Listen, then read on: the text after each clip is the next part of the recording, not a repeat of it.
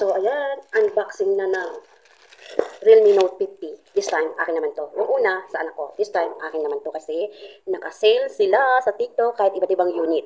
So, naka-discount ako dito lang 700 plus. Sayang, kung alam ko lang na magkakaroon sila ng promo, hindi ko muna in-order yung sa anak ko. Pero okay na, at least ngayon may nagagamit na siya kasi nga nabasag yung cellphone niya. Yung price na bili ko sa anak ko ay 3,700 plus. So, as in 3,800 na siya. Tapos color black. Same lang din to, Realme Note 50. Pero this time, ito naman ay nabili ko ng 2,999, ganon. So, piso na lang saktong 3,000. At ito ay free shipping. Ayan. Kinonta ko yung seller, yung rider pala. Kinonta ko yung rider, sabi ko, kuya, ano oras ka darating? Kasi alis ako, walang mapag-iwanan ng pambayad ko.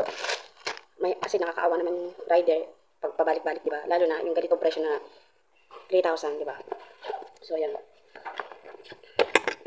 Siguro pangatlong order ko na to ng cellphone sa TikTok. So, nagtitiwala na talaga ako sa TikTok. Talagang umorder ako sa mga naka-live na mga brand ng cellphone.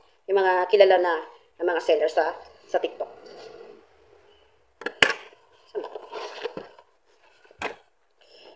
Yan. Gusto ko tong cellphone na to. Sabi ko one time, bibili ako niya. So, mga ilang buwan din ang inabot ang pag-aantay ko. At the same time, dalawa pa kami ng anak ko na magkasunod na nabilan ko. Nabilan ko siya, nabilan ko rin yung sarili ko. Tirain ko na. Sabi. Tingnan natin ba diba? Yan. Oh. This is it, pansit! Oh! Meron na akong Realme Note 50. Actually, dapat ang target ko ay Realme Note 60.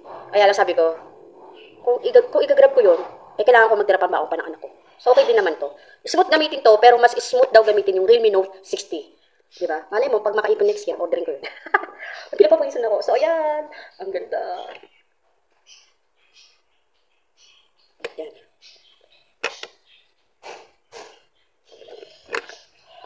Blue ang kulay nito eh. Sky blue, baby blue, ganun. Tatlong, ano lang kasi siya. Parang dalawang kulay lang available. Tumataas yung nanay ko. Makikita niya yun. Cellphone na naman. Busy siya. Dumating siya gano'n. Bumili pala siya ng merienda. So, ayan na. Oh! Nagulas! Ito.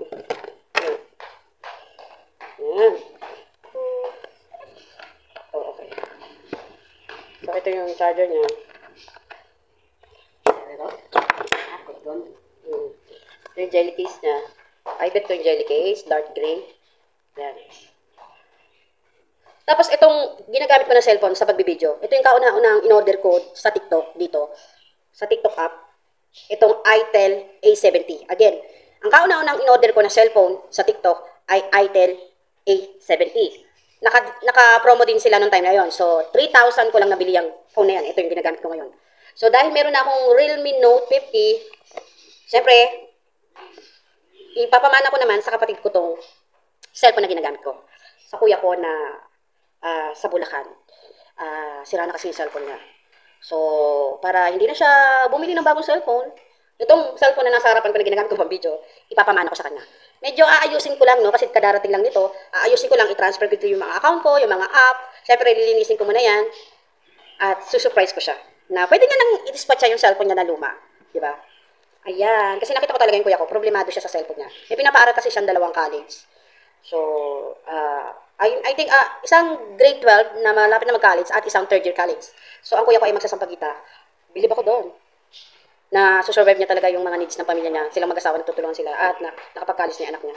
Kaya na, nung nagbakasyon ako sa kanila sa Bulacan, natuto ko yung tumulong sa pag-aano sa pagita. At nakita ko talaga yung kuya ko, yung sitwasyon. Kaya sabi ko, pag nakabili ako ng bagong cellphone, itong cellphone na to, surprise, di niya pa yun alam. Ipapamana ko sa kanya. Ibibigay ko na sa kanya. Ang ganda, oh. Ito ko, oh. Ayan. Ang ganda talaga, no? Itong itel A70, ano to eh, color green siya. This one is blue naman. So, bagay na bagay yung green yan sa kuya ko. Ayan, ang ganda. Andito yung paint niya. Yun yung paint niya. So, open na natin.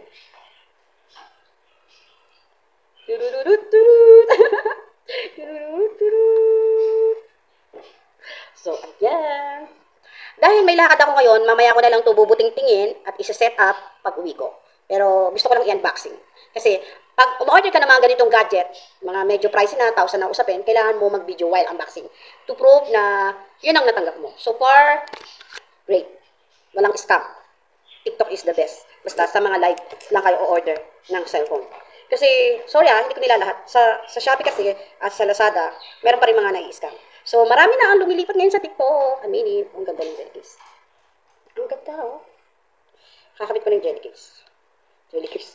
Jelly case. Actually, meron pa ako isang promise sa anak ko. Yung bike niya. Pero saka na yun.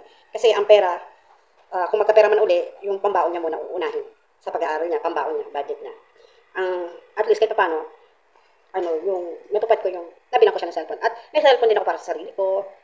At tong cellphone na to, yan yung ginagamit ko, ibibigay ko na sa kuya ko sa Bulacan. So, yun lang. Bye-bye na. English. Next. Region. Philippines.